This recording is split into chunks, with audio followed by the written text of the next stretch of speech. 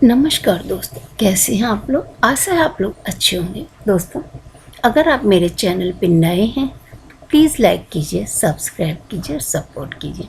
दोस्तों, आज हम सुभद्रा कुमारी चौहान की कहानी कदम के फूल लेकर आए हैं। भौजी, लो मैं आया, सच ले आए, कहाँ मिले? अरे बड़ी मुश्किल से ला पाया भौजी, तो मजदूरी ले लेना। क्या दोगी? तुम जो मांगो। पर मेरी मांगी हुई चीज़ मुझे दे भी सकोगी? क्यों ना दे सकूँगी। तुम मेरी वस्तु मेरे लिए ला सकते हो, तो क्या मैं तुम्हारी इच्छा वस्तु तुम्हें नहीं दे सकती? नहीं भौजी, ना दे सकोगी। फिर क्यों ना कहती हो? जब तुम ही ना लेना चाहो तो बात दूसरी है, पर मैंने तो कह दिया कि तुम जो मांगोगे वही दूंगी। अच्छा, अभी जाने दो, समय आने पे मांग लूँगा। कहते हुए मोहन ने अपने घर की राह ली। दूर से जाती हुई भामा की सास ने मोहन को कुछ दोने में लिए हुए घर के भीतर जाते हुए देखा, किंतु वह जो ही नज़दीक पहुंची, मोहन दूसरे रास्ते से अपने घर की तरफ जा चुका था।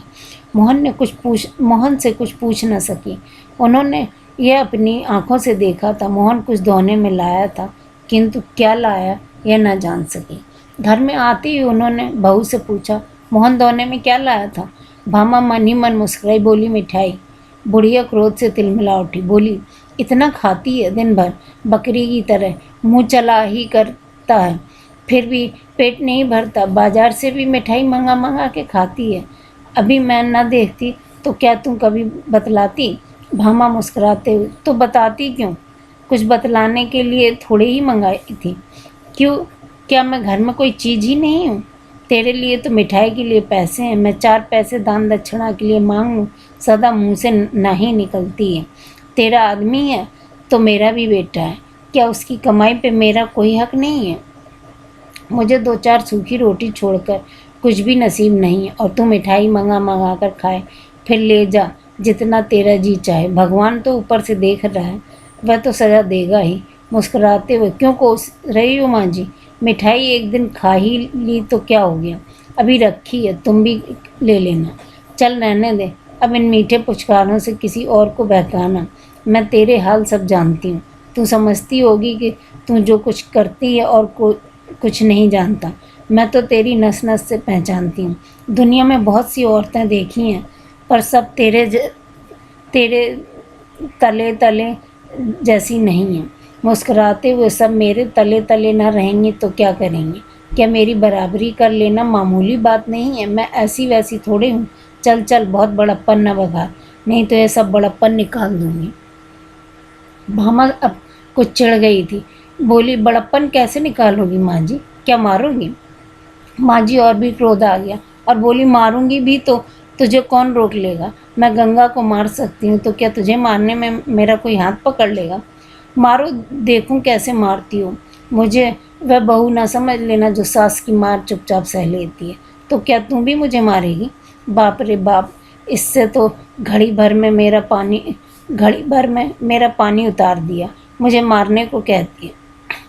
एक आने दे गंगा को, मैं कहती हूँ कि भाई, तेरी स्त्री की मार सहकर मैं अब घर में न रह सकूंगी। मुझे अलग झोपड़ा डाल दे, मैं वहीं पड़ी रहूंगी। जिस घर में सास को मारने के लिए खड़ी हो जाए, वहीं रहने का धर्म नहीं है। यह कहते कहते माँ जी जोर जोर से रोने लगी। भामा ने देखा कि बात अब बहुत बढ़ गई है, अतः वह बोली, मैंने तुम्हें मारने को नहीं कहा। माँ जी क्यों झूठ मूठ कहती हो? हाँ, मैं मार तो चुपचाप किसी की ना सहूँगी, अपने माँ बाप की नहीं सही तो और किसकी क्या सहूँगी? चुपचाप ना सहेगी तो मुझे भी मारेगी ना। वही बात तो हुई है। मैं मखमल में लपेट कर कहती हैं, तो क्या मेरी समझ में नहीं आता? माँ जी ने जोर जोर से रोने के कारण आसपास की कई स्त्रियां इकट्ठी हो गईं और भामा की तरफ सहानुभूत रखने वाली थी कई माँ जी की तरफ। पर उस समय माँ जी को फूट फूट के देखकर सब ने भामा को ही भला बुरा कहा। सब माँ जी को घेर कर बैठ गईं। भामा अपराधिनी की तरह घर के भीतर चली गई। भामा ने सुना साजी आसपास बैठी हुई स्त्रियों को कह रही थी, आप तो दोना भर मिठाई मंगा मंगा कर खाती है। मैंने कभी अपने लिए पैसे धेले की चीज़ के लिए भी कहा तो फ़ौरन ही टका सा जवाब दे देती है, कहती है पैसा ही नहीं है। इसके पास से पैसे आ जाते हैं, मेरे नाम से कंगाली छा जाती है। किसी की चीज़ के लिए तरस तरस के मांग के जीभ घिस जाती, तब जो भी आया तो ला दिया, नहीं तो कुत्ते की तरह फूंका करूं। यह मेरा इस घर में हाल है। आज भी दोना भर मिठाई आई है। मैंने जरा ही पूछा कि मारने के लिए खड़ी हो गई।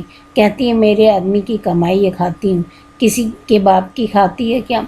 उसका आदमी है तो मेरा भी बेटा है, उसके 12 आने का हक है तो मेरा 4 आने का तो होगा ना। पड़ोस की दूसरी बुढ़िया बोली, राम राम, यही पढ़ी लिखी होशियार है। पढ़ी लिखी है तो क्या हुआ, अकल तो कौड़ी के बराबर नहीं है। तुमने भी तो 9 महीने पेट में रखा बहन, तुम्हारा तो 16 आने का हक है। बहू को बेटा माँ के लिए लौंडी बनाकर लाता है, वह तुम्हारे पैर दबाने की, तुम्हारी सेवा करने के लिए। हमारा नंदन तो जब तक बहू मेरे पैर नहीं दबा देती तो अपनी कोठरी के अंदर ही नहीं आने देता।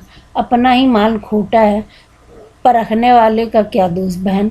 बेटा ही सपूत होता तो बहू आज मारने को दौड़ती नहीं। दोस्तों, आप लोगों को यह कहानी कैसी लगी? अगर आप लोगों को यह कहानी अच्छी लगी हो तो प्लीज़ लाइक कीजिए, सब्सक्राइब कीजिए और सपोर्ट कीजिए। दोस्तों, इस कहानी का अगला भाग हम बहुत जल्दी लेके आएंगे। धन्यवाद।